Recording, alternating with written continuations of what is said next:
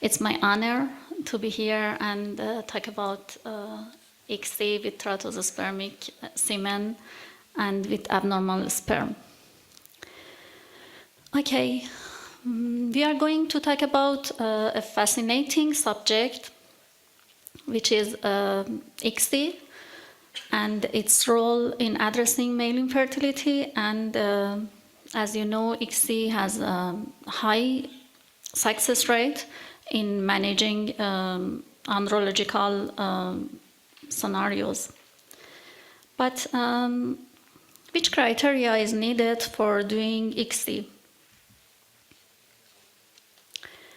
In some scenario, we use ICSI, and it has some indication for using.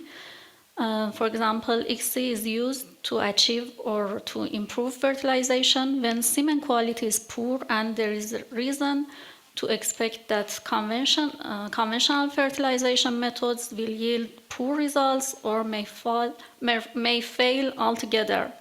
Secondly, ICSI is also the method required to fertilize an egg that has been previously frozen. You know which, because freezing can cause the membrane surrounding the eggs to harden and become more difficult for a sperm to penetrate on their own.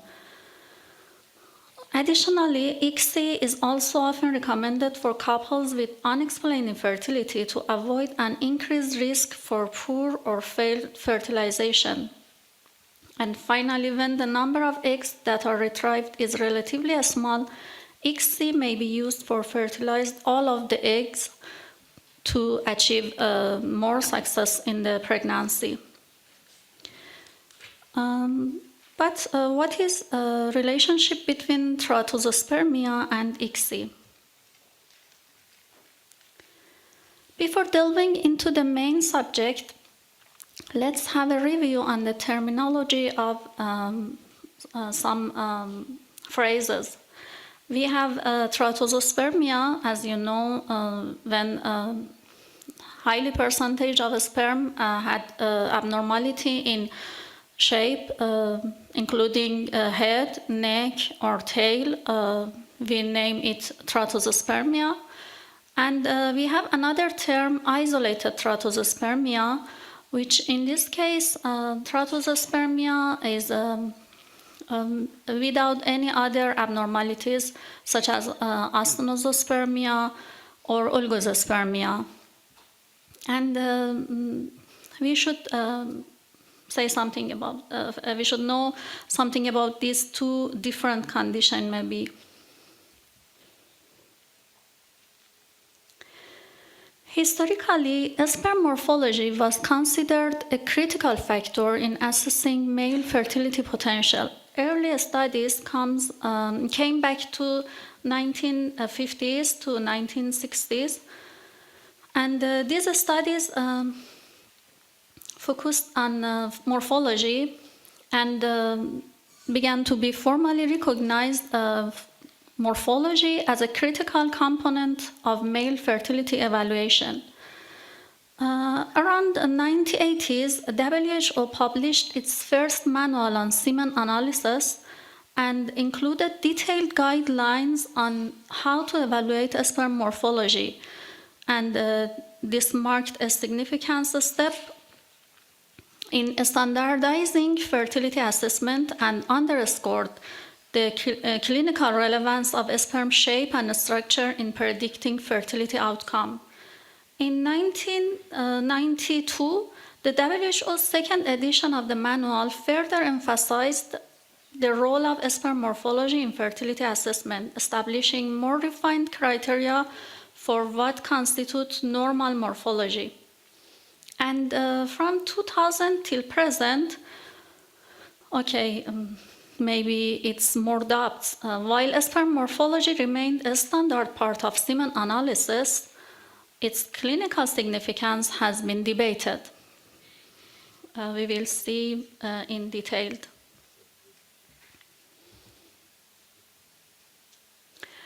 All right, let's take a closer look at the history of sperm morphology assessment. When Professor Kruger and his colleagues published their landmark work showing a correlation between strict morphology and the rate of oocyte fertilization in IVF, many believed that we finally had a reliable predictor for pregnancy. Specialists have applied strict morphology to predict natural and IUI pregnancy, despite the fact that Kruger focused solely on IVF. Now let's take a look at Kruger strict criteria. According to this criteria, over 14% of sperm have over 14% of sperm have normal morphology, highly probability of fertility is considerable, and fertility slightly decreased with 4 to 14% of normal morphology, maybe in longer time, and before lower than 3% normal morphology, fertility extremely impaired, natural fertility, and it needs more ART methods. The fact is that the Kruger criteria set a high bar for what is considered normal sperm by counting even small abnormalities as small irregularities as abnormal sperm. 12 years later, the idea of Kruger on the inverse relationship between successful oocyte fertilization and sperm morphology were propagated by a study published in The Lancet that noted in men with an increased proportion of sperm with abnormal morphology, natural pregnancy was decreased. And 1 year later, the WHO adopted this criteria in its 4th edition of the manual, setting a benchmark for what is considered normal sperm morphology. This edition emphasized the importance of detailed morphological assessment and set the threshold for normal morphology at 14% or greater. In the 5th edition, published in 2010, the criteria were further refined. The threshold for normal morphology was adjusted to 4%, reflecting a more stringent evaluation standard. This addition also included more comprehensive guideline on semen analysis, incorporating advances in technology and methodology. But intrinsically, in the latest edition of manual, WHO manual, when we look at it in 280 pages of this manual, you cannot find the word normospermia or astenospermia, necrospermia, or teratospermia. The editor decided to remove these terms because they rightly came to believe that references thresholds alone don't provide a complete picture, and instead multiple criteria should be used to diagnose male infertility. While this approach is correct, it might cause some confusion for clinicians because they need reference values, and sometimes they came back to the previous editions for this reason. Okay, we are talking about fertility. Whatever I told till now, it was mostly on IUI or IVF. And what about ICSI? What are the primary requirements for a sperm to be used in ICSI? In a study in 1995,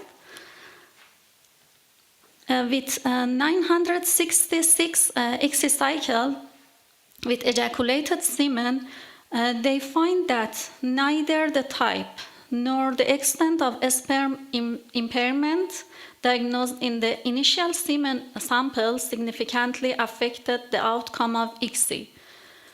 It was an interesting result, and primarily we can say that a single viable spermatozoa maybe is enough for ICSI. And recently, in another study, they mentioned that regarding the clinical utility of sperm morphology, they found that the rate of isolated teratospermia was higher than expected in the fertile population. That it means that maybe there is no any relationship between teratospermia and fertility, isolated teratospermia especially. In another study in 2024, which including 7 systematic review, meta-analysis, and 81 original article, they included that conflicting results in terms of its actual clinical implication in male fertility and the utility of available treatment options in the case of isolated teratospermia. But what about single sperm morphology assessment? When we are talking about teratospermia, we are talking about whole population of the sperm. But when we talk about sperm assessment, individually sperm assessment, maybe we can be near to the goal. But in this study, in fertility and sterility, with 662 ICSI cycle, the result is that sperm morphology assessed at the moment of ICSI correlated well with fertilization outcome and the implantation rate. When we use poor morphology sperms, the implantation rate will decrease. It's the inclusion of this study, and therefore it was more attention to the selection of sperm with the morphology, and ICSI was introduced. When embryologists select a sperm under optical microscope, usually use 200 or 400 magnification, but in this case, some ultrastructural abnormalities cannot be detected. With high magnification, maybe we can select more normal sperms. But this work has some risk too, because it's time-consuming and maybe has the risk of oxidative stress and DNA fragmentation. But what about the results? In 2003, this paper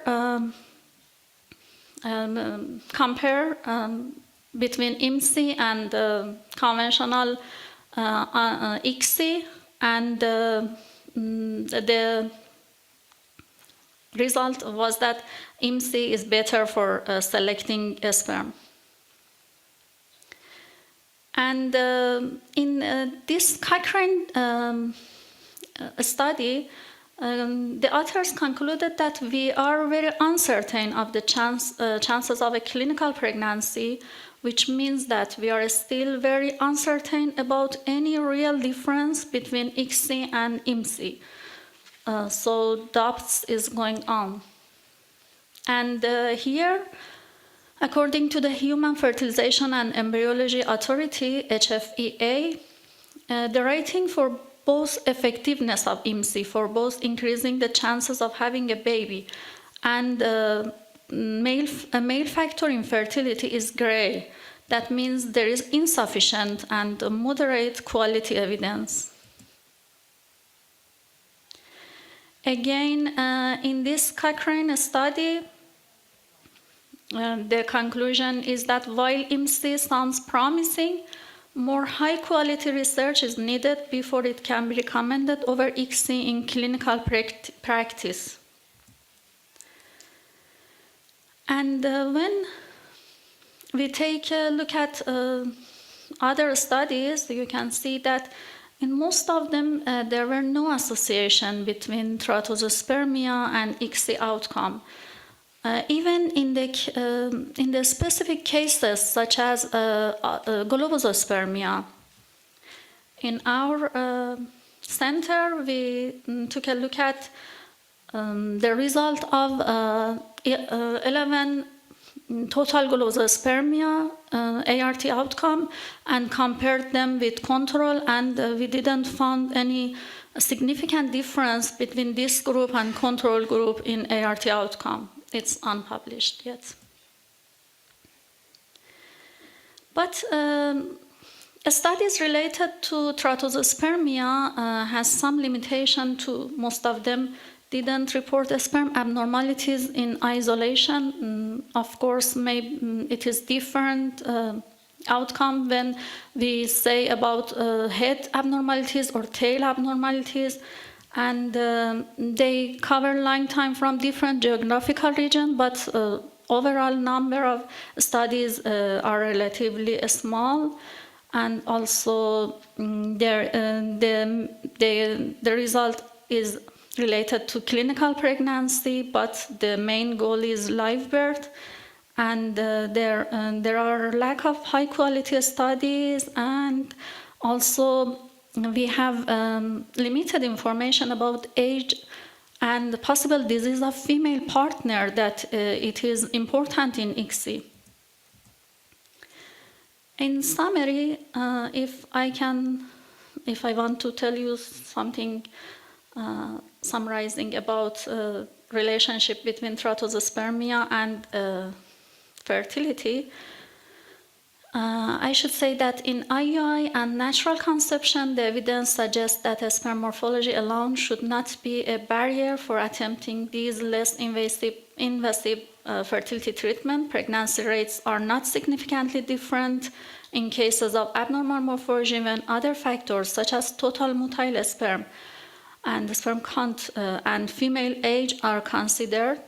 For IVF, while morphology can influence fertilization rate to some extent, it's not the sole determinant of success, and the advent of ICSI has particularly revolutionized outcome for cases with poor sperm morphology. ICSI can bypass many natural barriers, and thereby it can decrease influence of morphology on fertilization success. Moreover, the introduction of IMSI have not consistently demonstrated clear benefits over a standard ICSI, and this brings us to a pivotal realization. While morphology remains a valuable diagnostic tool, its role in dictating treatment pathway should be integrated with a broader assessment of sperm. In essence, the field of reproductive medicine continues to evolve, and with it, our understanding of sperm morphology's role in fertility. Our approach must be adaptive, evidence-based, and holistic, ensuring that couples receive the most effective and personalized care. Let us move forward with a appreciation of sperm morphology, integrating it with other seminal and clinical parameters to optimize fertility treatment and outcome for our patients. And finally, the basic science is not physics or mathematics, but biology and the study of life. We must learn to think both logically and also biologically. Thank you for your attention.